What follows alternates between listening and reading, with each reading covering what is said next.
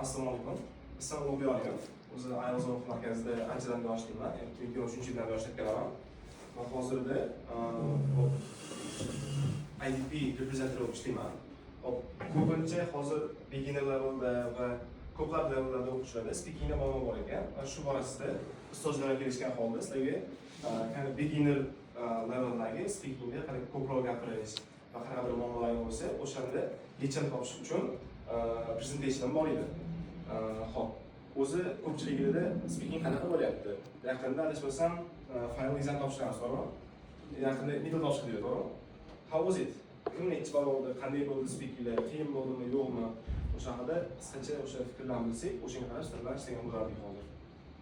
How was your exam? Examlar qanaqa bo'ldi? Gapirishda qiyin bo'ldi. Gapirishda qiyin bo'ldi. Qanday gapirishda?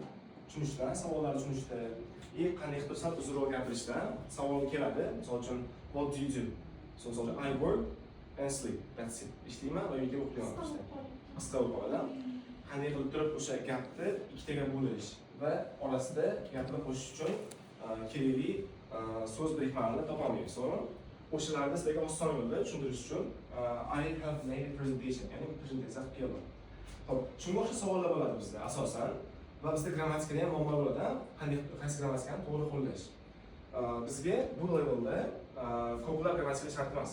Asosan present simple, past simple'larni bilsak bo'ladi. O'shalar bilan ham ko'proq gapirishning iloji bor. Ya'ni, let's see. Xo'p, shunaqa savolimiz bor ekan.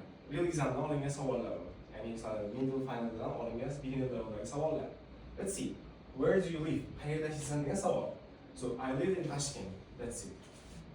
Nimaga, qayerda?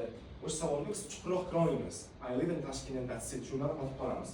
Keyin buni qanday chuqurroq gapirishni o'rganamiz. So, where do you live savoliga o'zi bizda shunaqa presentationimizda nima borki, where do you live savoliga ham ko'proq universal javob berishimiz mumkin. Qanday? Xo'p, birinchi bo'lib turib filtr qo'shsak bo'ladi. Misol uchun, yaxshi, keling ko'rib chiqamiz. For example, I live in Tashkent. Detailda qo'shishimiz kerak bo'ladi. For example, answer va detail. Well, I live in Tashkent. It's the capital of Uzbekistan, capital city of Uzbekistan. Toshkent ismini aytdik va u qanaqa joy? Ya'ni O'zbekistonning poytaxti. Bu bizga qo'shimcha gap bo'lyapti. Ya'ni biz uni davom etishimiz kerak. Har doim bitta gap bilan to'xtab qolsak, balimiz ham past bo'ladi. O'zi speaking 25 ga baholanadi, to'g'rimi? 25 talik modeldan. Va iloji boricha biz qo'shimchalarni ko'proq aytsak, u bizga yana qo'shimcha ball bo'ladi. So, well, I live in Tashkent. Toshkentda yashayman. Bu O'zbekistonning poytaxti. I live in an apartment near the city center. Ya'ni, yana qo'shsak bo'larkan, qayerdaligini ham chuqurroq kirishimiz kerak-ku. Toshkentning o'zi bilan biz qoniqmaymiz javobda. Ya'ni, Toshkent qayerda o'zi? Qayerda joylashgan? U qanaqa joyligini biz aytib berishimiz kerak. Ya'ni, Toshkent poytaxt va qayerda yashaymiz Toshkentda? Ya'ni, biz apartment. Apartment nima edi? Kvartira. Yes. Kvartirada yashayman. Qayerda? Shaharda o'rtasiga yaqin joyda. Misol uchun, dera adashibsan yaqinda o'tib kelgan shu grammatikami? Dera nima degani? Bor. Hop, there are many shops and cafes near my home. Nima deyapti? Do'konlar. Kafe bilan do'konlarimiz bor ekan. Endi o'zbek tilida ham savol bersa, qayerda yashaysiz? Toshkentda yashayman. Ya'ni mana shu mahallaga yaqinroq joyda yashayman desa, odamlarga aniqroq bo'ladi. Iloji boricha biz javobimiz aniqroq bo'lishi uchun ko'proq gap qo'shishimiz kerak bo'ladi. Mana shunaqa filtrlarni qo'shishimiz kerak. So, difficult grammatika yo'q, qiyin grammatika yo'q. You see? To'rtta gap bilan ham ancha chuqurroq javob bera olyapmiz. Is your house big? Savol. Sizning uyingiz kattami? Well nima degani? Xo'sh, yaxshi. O'zbek tilida savol bersa, yaxshi. Keyin ularni davom etamiz, to'g'rimi? Shunaqa gap. Well, I would say it's not very big. I would say nima degani? Aytolmayman. Katta deb aytmagan bo'lardim, katta deb ayta olmayman. But it's comfortable. Comfortable, qulay, ammo qulay. Davomchi, there are 3 rooms in my apartment. 3 ta xona bor, Especially nima deydi? Ayniqsa. Esda qolsa bo'ladi. Especially I like my bedroom because it's quiet. Nima deyapti? Yotoqxonasi aksiya yo'qotgan chunki sifatli. Quiet. sifatli emas, sokin. Sokin. Ko'rasizlar? Uyingiz kattami degan savolga chuqurroq javob berish. Ha, katta demagan bo'lardim. Ammo qanaqa? Qulay. Bu yerda 3 ta xona bor. 3 ta xona kichikligimiz bilmadim. Lekin Toshkentda yashaydi. There are 3 rooms in my apartment. Va ayniqsa men o'zimni qayerda yaxshi ko'raman, yotoqxonamda yaxshi ko'raman. Bu juda ham sokin va tinch. Chuqurroq kiryapmiz, ha? Mana qaranglar, kerak bo'lsa yozib qo'ysangiz bo'ladi. Well.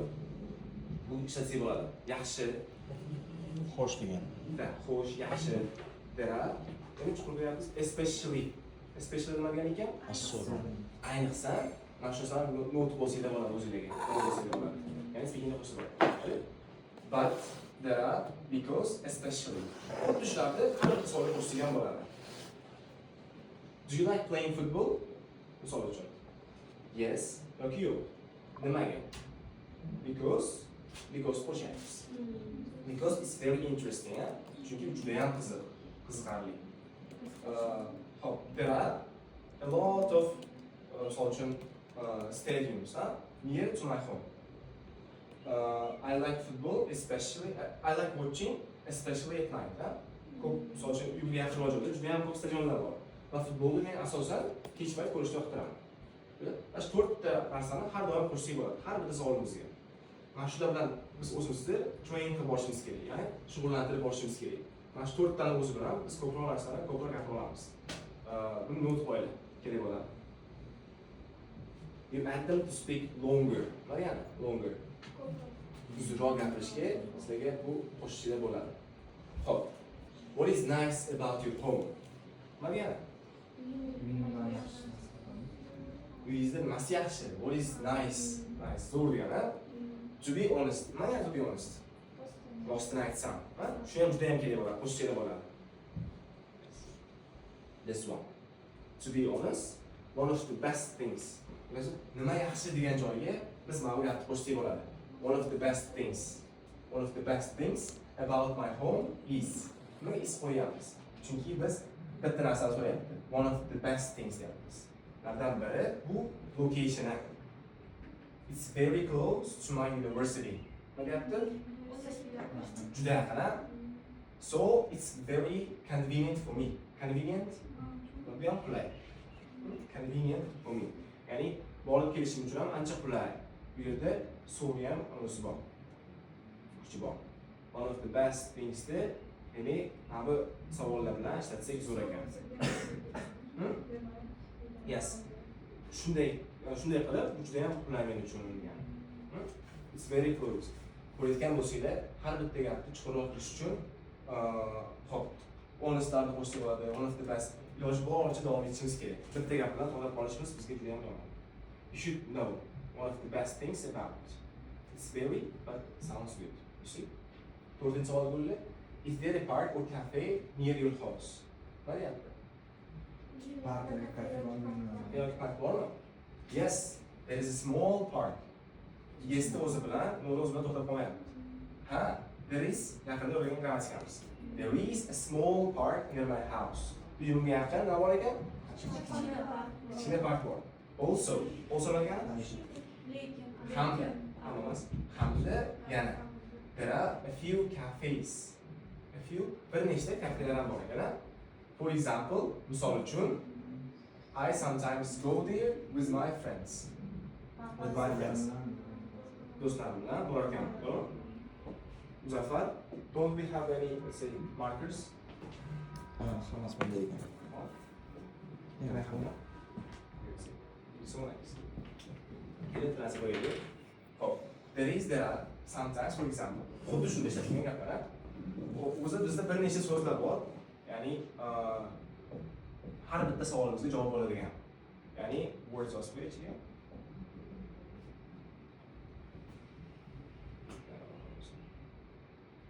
Yes, words. Ya'ni bizda universal words bor ingliz tilida. Ya'ni har bitta gapga ishlatsak bo'ladigan so'zlarimiz bor. Misol uchun, deylik, do you like playing football? Yes, yes I do. Why? Nimaga? Nimaga deganimiz uchun, ya'ni misol uchun kim bilan, nimaga, qayerda o'shalarga javob qo'shsak bo'ladi. Misol uchun, friends, and people deb qo'shsak bo'ladi. So people deb qo'ying.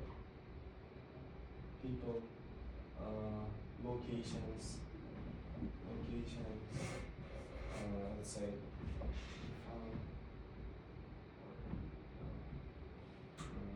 Let's say.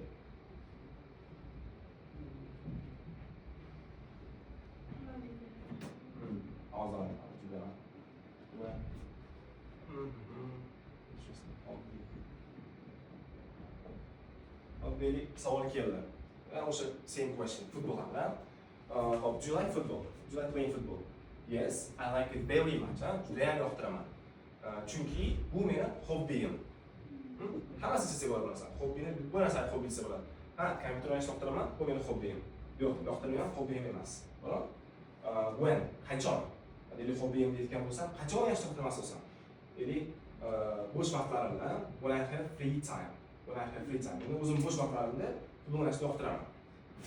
Bu qiziqarlimi, yo'qmi? Is it funny or not? Yes, I play football for fun. Futbolni qiziqish uchun o'ynayman. Yoki I watch football for fun. Locations, qayerda? Where? Qayerda? Misol uchun, uyimga yaqin bo'lgan parkda o'ynayman. O'zim kim biladi? Do'stlarim bilan. Xuddi shunday xil mashg'ulotlarni har bittasi ishlatsak bo'ladi. Har bitta savolimizga. Do you like, let's say, eating chocolate, for example? What's your name? Marjona. Do you like eating chocolate? So you can use this one. Yes. Because shirinmi? Yes. Because it's delicious, sweet. Oh, eating chocolate is my hobby. So you can use it. Eating chocolate is my hobby. When?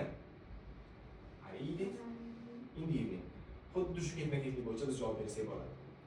I guess we don't have that much time, right?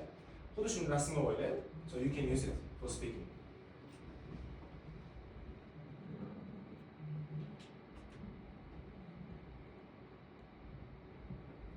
Bizda ko'proq narsa bor edi, planlar bor edi. Просто darsga biroz uzunroq bo'lib qo'yganku, o'shaning uchun yakunlamadim.